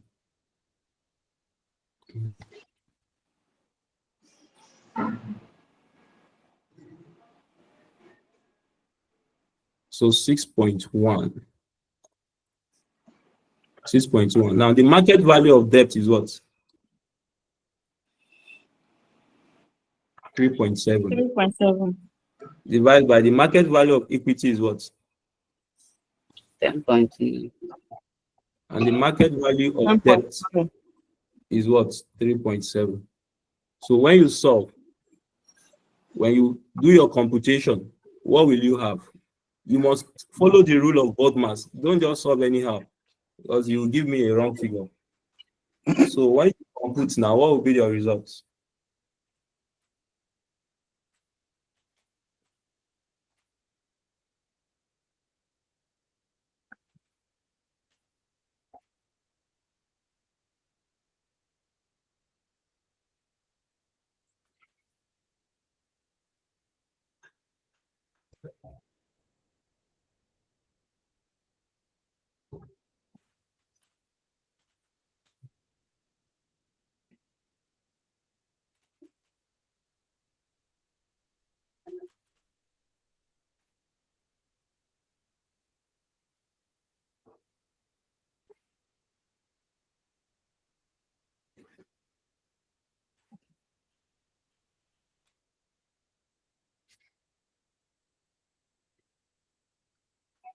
So 10.9 divided by 10 plus 9, 10.9 plus 3.7 multiplied by 14.7. You put that in a place. Then you solve plus 3.7 divided by 10.9 plus 3.7. When you do that, multiply by 6.1. And the addition of both results should give us what? Let me see.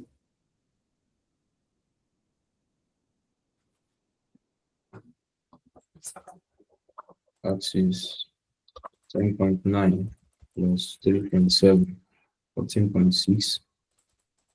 Divided by 14.6. 12.5. Multiplied by 14.7. 10.9. What do you have, Mark?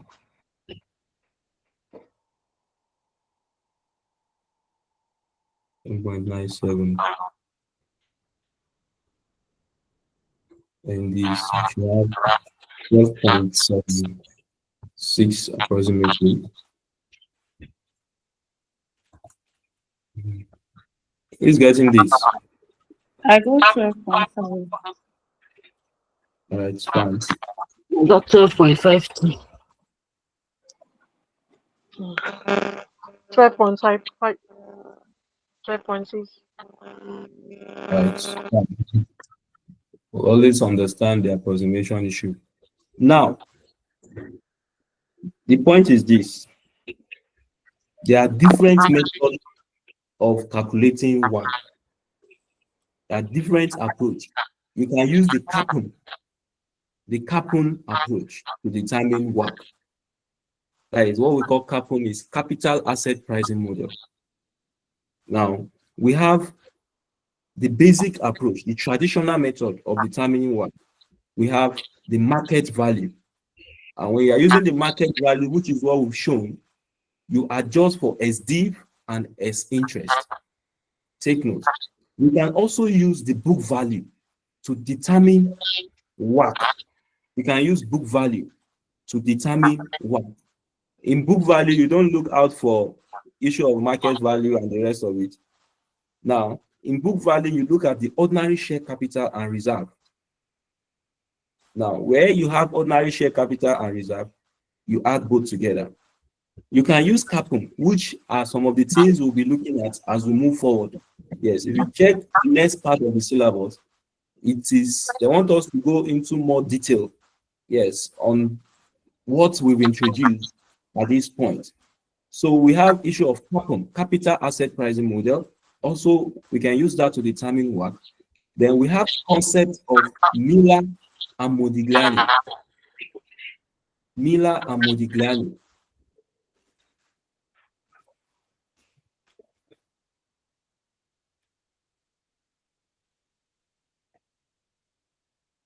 Yes, we can use Miller and Modigliani to determine tax. It is popularly known as M&M model. M&M. Yes. So what we've shown is what the examiner will want you to always do. What we've shown this evening is what the examiner will want you to always use to determine your WACC, and also CAPM. Yes, CAPM. And they can test you theoretically on the concept of Miller and Modigliani. Miller and Modigliani. Now, Miller and Modigliani is talking about the issue where there is tax and where there is no tax. At the point, they assume that the world is a perfect place whereby there should be no issue of tax. At a point in time, they change their theory to include tax, issues. So you can compute WACC using book value. You can compute WACC using the market value. Yes. Before we go, let's look at a question on book value. Yes, let's look at the question on book value to make the class more. A question on book value. Let's put it down. But which one is preferable? Is it market value or book value? Or you can use any one you like. You said? I say, is it book value? Which one is preferable? Is it book value or market value? The question will always tell you, the elements in the question will always lead you. You always see market value. When you are seeing X interest, when you are seeing Kumdiv, the issue is market value is calling you. Yes, market value is calling you. So I will solve a question now. We use market value to solve. Then you will now also I'll leave the question with you. You will solve using market value. Now I will solve using book value. Then you now go and solve using what? Market value. That is what I will do. I will solve using book value. Then you now go and solve using the market value. So let's take this question. Let's take this question.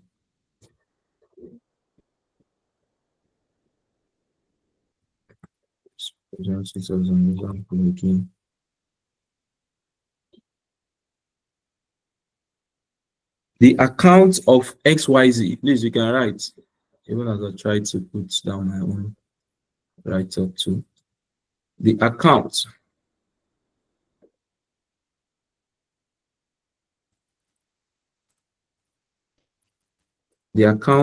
of XYZ of XYZ PLC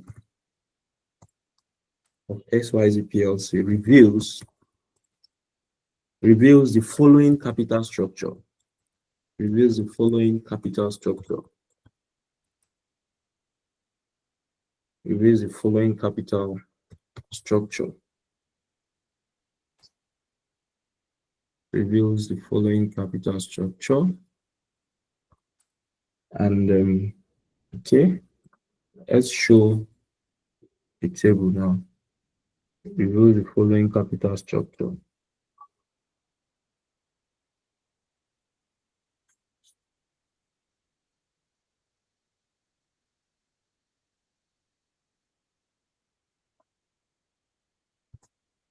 Can have these in here. So we have 1 naira, ordinary share, 1 naira ordinary share, and 1 naira ordinary share means result into 2 million. We have reserve. When we have reserve, we have 3 million of reserve. Then debenture, 10%, 10% debenture. We have it as what? 1 million total.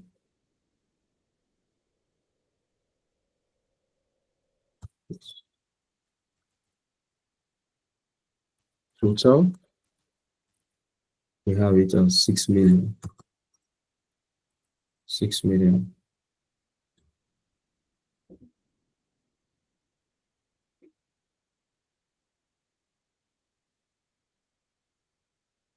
$6 million.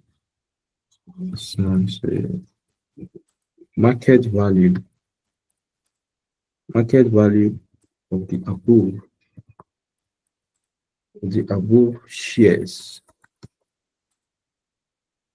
is as follows. We have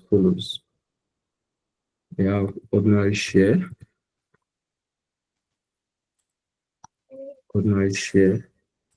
We have 3x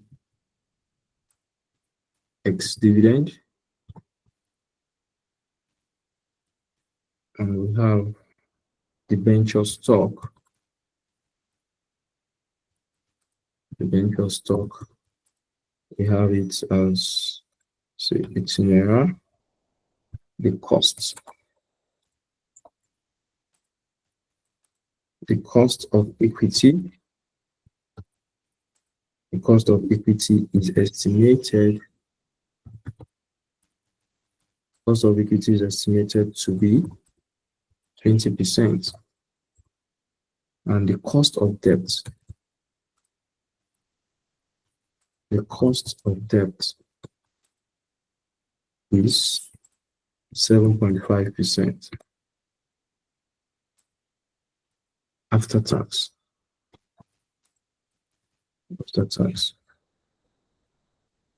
Question is, what is the weighted average cost of capital? Is the weighted average cost of capital using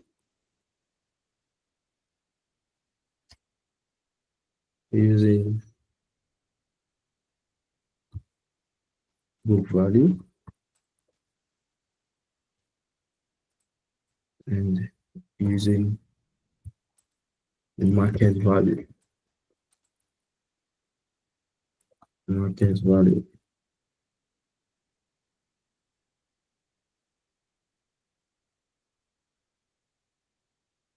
this is a question.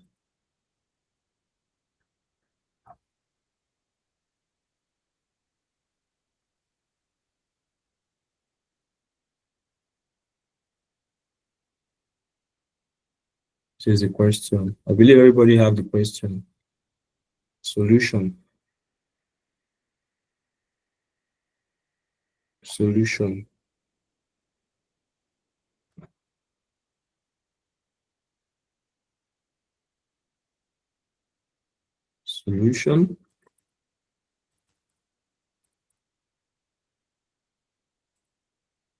Now the point is this: solution using book value. Using book value. When it starts in this form, using book value,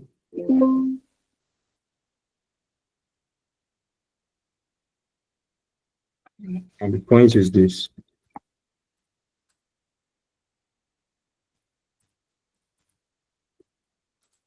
when calculating WACC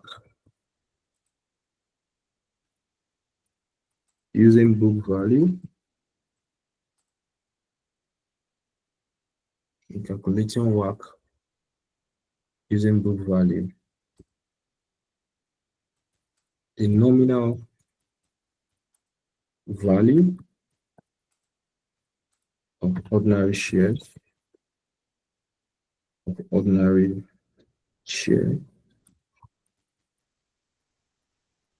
and reserve should be added together, and then find the weights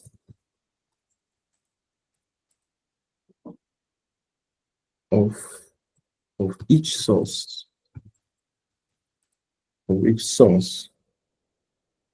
of finance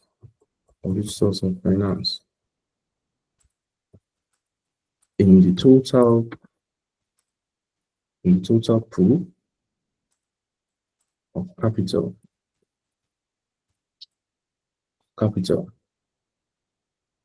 as shown below.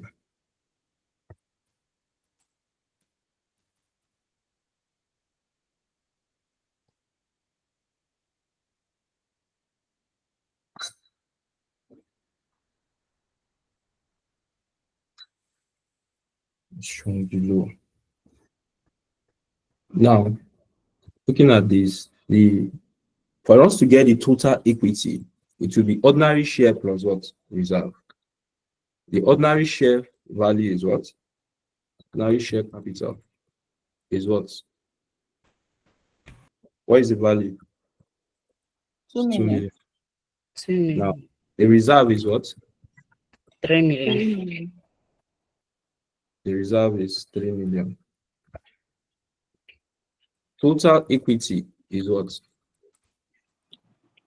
5 million. 5 million. 5 million. Now, what is the weight of equity? Now, the total capital is what from the question?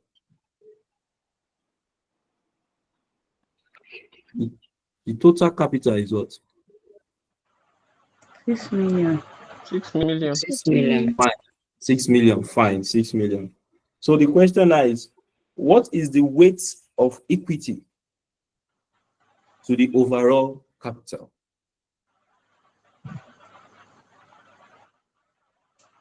The weight of equity to the overall capital will be what? When you talk about weight, 5 million. to be 5 million divided by what? 6 million. 6 million. 6 million. When you do that, the weight will now be what? 0.833.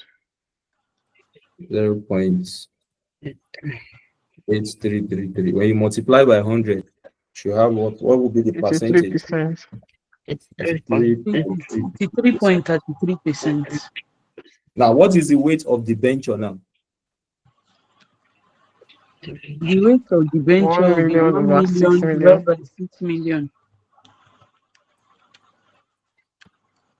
So, weight 0.16. That will be 16.67%. 2.66%. weight of the venture will be equal to what? 1 million divided by what? 6 million. 6 6 million. 6 million. And that will be what? 1.667. That's 16.7%. Okay. 0.6%. 0.6. So now, for us to calculate WACC, Mr. Topper is 0.66. 0.166, sir. Yeah, 166.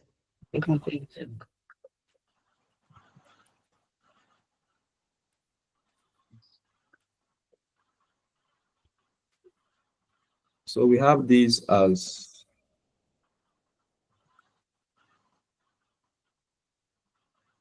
0.1667 equal to 0.1667, right? 67, yeah. So this will be 16.67%. 6.67%. So now to calculate the WACC, calculate WACC. The formula is what?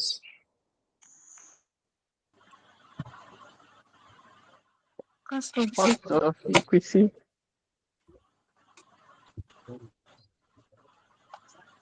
To calculate the WACC now,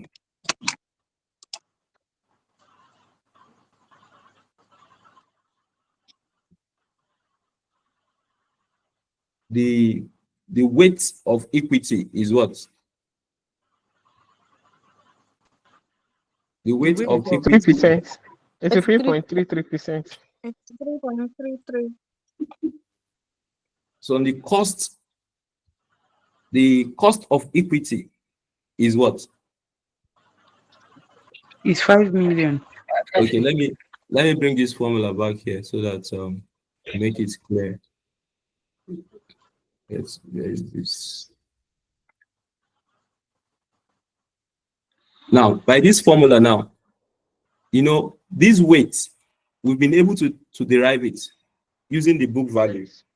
Yes. We've derived this weight here. Now, this weight is what? 83.33%. Now, what is the cost of equity given to us in the question? It's 5 5 million, million. sir. 20%. 20%. Oh. Cost of 20. equity on investment, 20%. Yes, sir. So this weight we'll solve for it as what? 83 what? 83.33. 3.33. All right, so let's work with the decimal now. 0.833. Now the cost of equity is what? This KE is what? 16.67. The K is 20. 20%.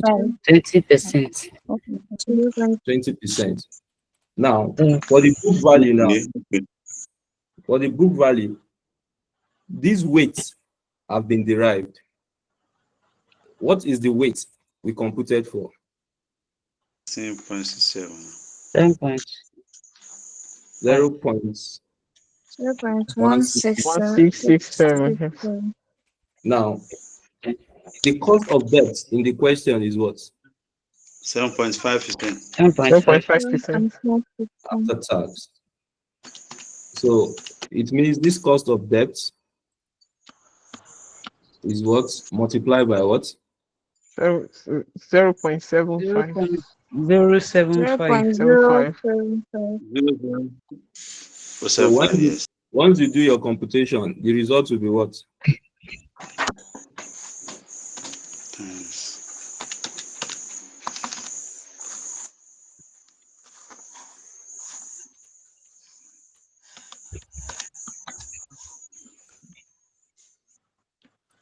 For the cost of debt now, 0.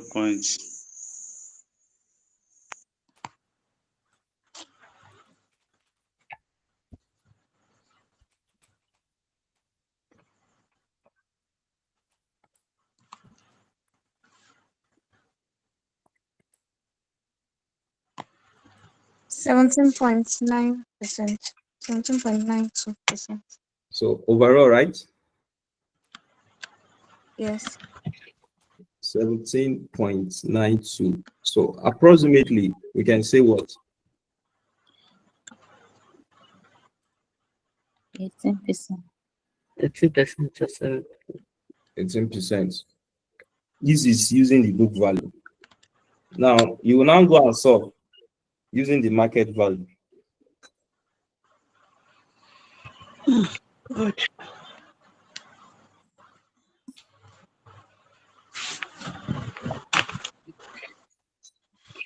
go and solve using the